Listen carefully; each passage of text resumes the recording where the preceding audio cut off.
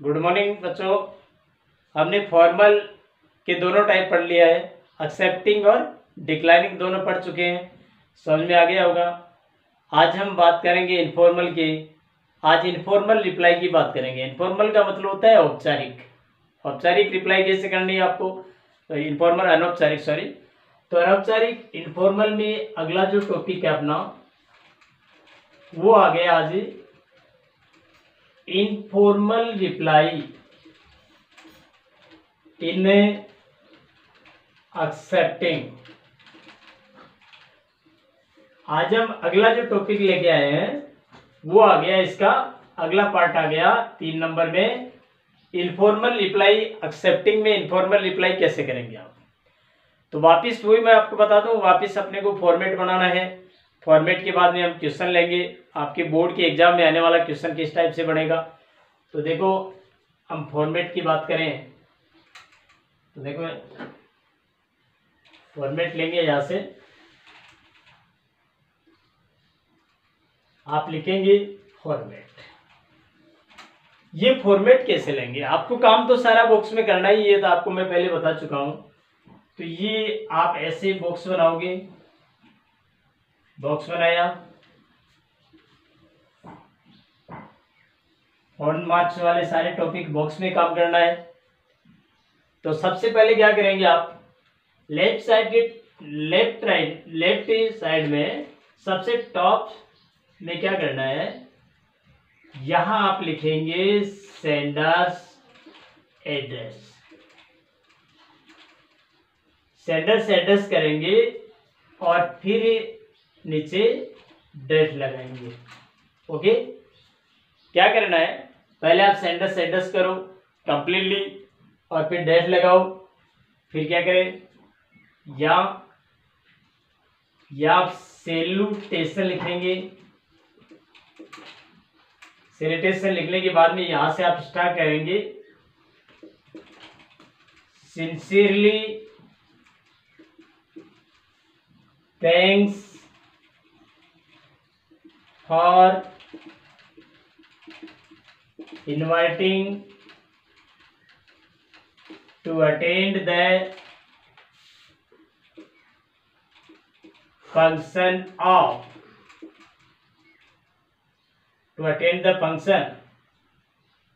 क्या लिखेंगे आप, फिर आप क्वेश्चन में से लेंगे एक सेंटेंस। तो ये आप चाहो तो इस सेंटेंस के हिसाब से शुरू कर सकते हैं, अदरवाइज आप ये लिखेंगे, आई एम वेरी ग्लैड या हैप्पी टू गेट या रिसीव द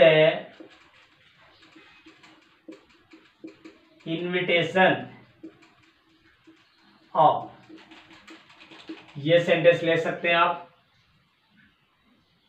फिर आप यहां लिखेंगे, ये आप कंप्लीट काम करेंगे। यहां कंप्लीट करने के बाद में आप लिखोगे,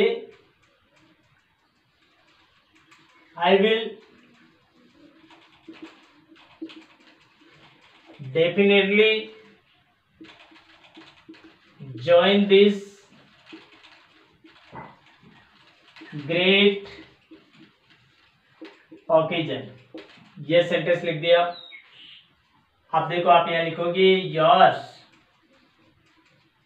योर्स लिखकर अकॉर्डिंग सैल्यूटेशन के हिसाब से आ जाएगा और ये नाम आ गया।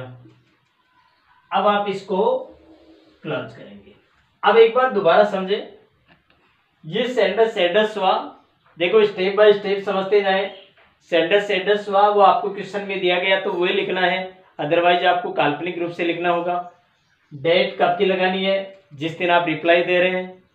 सैल्यूटेशन संबोधन शब्द, इसको आप रिप्लाई दे रहे हैं उसके अकॉर्डिंग। फ्रेंड को कर रहे हैं तो डियर फ्रेंड, या अन्य कोई आपसे अन्य कोई स्कूल का रिलेटेड जो प्रिंसिपल है या उनको तो डियर सर वगैरह।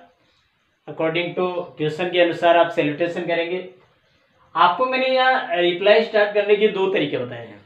Sincerely thanks for inviting to attend the function of, या तो आप इस सेंटेंस से स्टार्ट कर दो, या फिर I am very glad, glad लिखो या हैप्पी लिखो, टू गेट लिखो या रिसीव लिखो, ठीक है। द इन्विटेशन ऑफ, फिर कार्यक्रम का नाम, डेट टाइम सब आ जाएगा, ठीक है। फिर I will definitely join this great occasion, आप एक्सेप्टिंग का बना रहे हैं पहले, तो आप ये सेंटेंस लिखेंगे, योर्स सैल्यूटेशन के अकॉर्डिंग लिखेंगे, ओके। और नाम, आपका नाम क्वेश्चन में दिया गया है वही लिखना है, अदरवाइज आप काल्पनिक रूप से नाम लिखेंगे। तो ये आपका फॉर्मेट हो गया। यहाँ क्या करना है, क्वेश्चन में से आपको कार्यक्रम का नाम, डेट टाइम वो पिक आउट करना है, ओके। बाकी सारा फॉर्मेट आपको एज इट इज तैयार करना होगा। ये फॉर्मेट आपको क्लियर समझ में आ गया होगा। अब हम आपकी बोर्ड में किस टाइप से क्वेश्चन आएगा उसकी बात करेंगे। तो देखो, बोर्ड में आने वाले क्वेश्चन की बात करें, ध्यान दें, हर फॉर्मेट को आप समझते रहे, सीखते रहे, साथ साथ याद करते चले तो कोई दिक्कत नहीं होगी। अब इसका जो क्वेश्चन बनेगा वो कैसे बनेगा, आज मैं डायरेक्टली लिख रहा हूं, you have been invited from your friend mister Rahul Chaudhary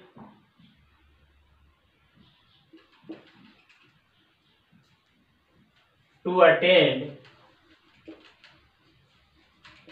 attend the function on the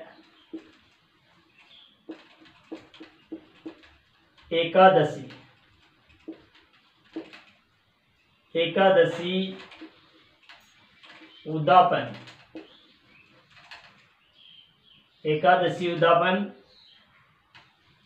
on, आगे लिखेंगे आप 20 अगस्त 2020 at 9 AM at his residence, okay. फिर आगे लिखा मिलेगा आपको, write an informal reply in accepting the invitation.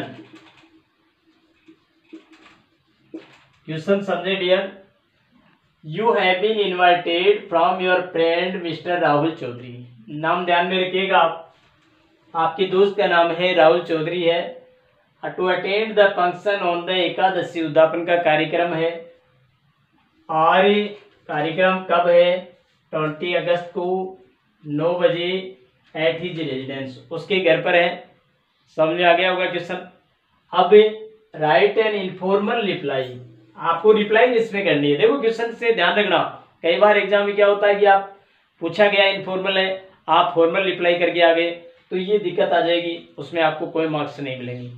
और वो भी ध्यान रखना, हमें एक्सेप्टिंग में करना है या डिक्लाइनिंग में करना है, तो क्लियर लिखा हुआ है एक्सेप्टिंग में आपको करना है। तो ये क्वेश्चन आपको समझ में आ गया होगा।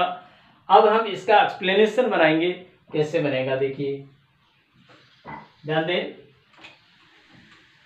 इसी क्वेश्चन को लेंगे,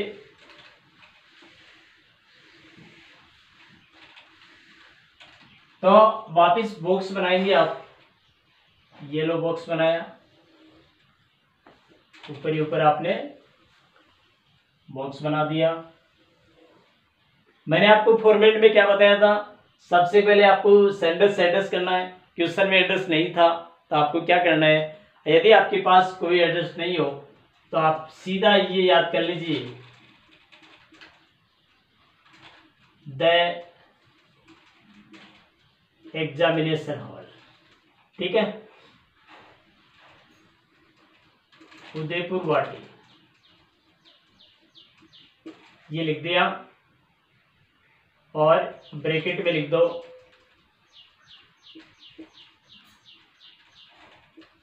झुंझुनू। ओके, ये एग्जामिनेशन और लिख दीजिए आपके। यदि कोई एड्रेस क्वेश्चन में नहीं है तो आपको काल्पनिक एड्रेस करना है, कोई भी काल्पनिक एड्रेस लिख दीजिए। द एग्जामिनेशन और कर दिया, उदयपुर वाटी लिख दिया, झुंझुनू लिख दिया, वार्ड नंबर भी लिख सकते हो आप चाहो तो। फिर आपने यहाँ डेट लगाई, तो आज आप डेट लगाएंगे, ये आपकी डेट हो गई। फिर आप लिखेंगे आप डियर फ्रेंड, आपने डियर फ्रेंड लिखा, ओके, डियर लिख दिया, फ्रेंड का नाम भी लिख सकते हो आप चाहो तो, ठीक है। अब देखिए आप डियर फ्रेंड लिख दिया, अब आप यहां से लिखोगे sincerely, sincerely thanks for inviting to attend the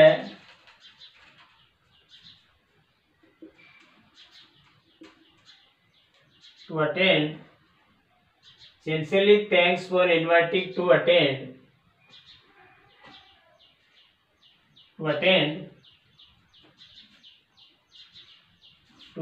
the function of, या लिखोगे एकादशी उद्यापन, एकादशी उद्यापन कब? 20 अगस्त को। कितने बजे बुलाया? 9 बजे आपको इनवाइट किया गया। कहां पर बुलाया गया?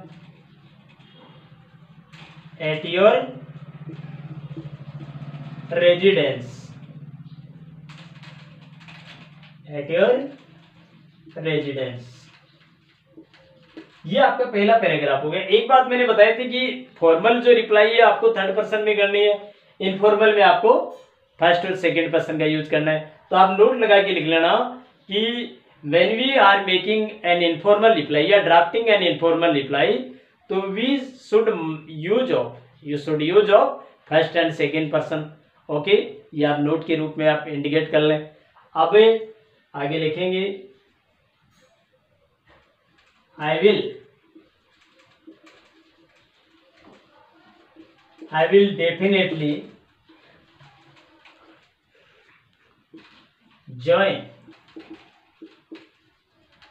join this auspicious occasion with my family। आप एक्सेप्ट कर रहे हैं तो आप ये सेंटेंस लिखेंगे। अब आप लिखोगे यस लविंग फ्रेंड, फिर आप योर्स लविंग फ्रेंड लिखकर अपना नाम लिख दीजिए यहाँ काल्पनिक रूप से, कोई भी नाम, फिर आप इसको बंद करेंगे। ये समझ में आ गया होगा। आपने क्वेश्चन में एड्रेस नहीं था, सेंटेंस एड्रेस, तो वो आपको काल्पनिक लिखा आपने। डेट आज आप रिप्लाई कर रहे हैं तो आज की डेट लगा दी। क्वेश्चन के अकॉर्डिंग आप सैल्यूटेशन करेंगे, डियर फ्रेंड लिख दिया।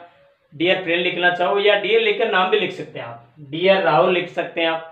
Okay, sincerely thanks for inviting to attend the function of Ekadashi उद्यापन 20 अगस्त 2000। ये कार्यक्रम का नाम क्वेश्चन में था, डेट क्वेश्चन में दी हुई थी, टाइम दिया हुआ था और ये प्लेस क्वेश्चन में दिया हुआ था। ओके, आपको तो क्या पिक आउट करना है क्वेश्चन में से वो लीजिए सिर्फ, बाकी सारी चीज आपको रटी रटाइए।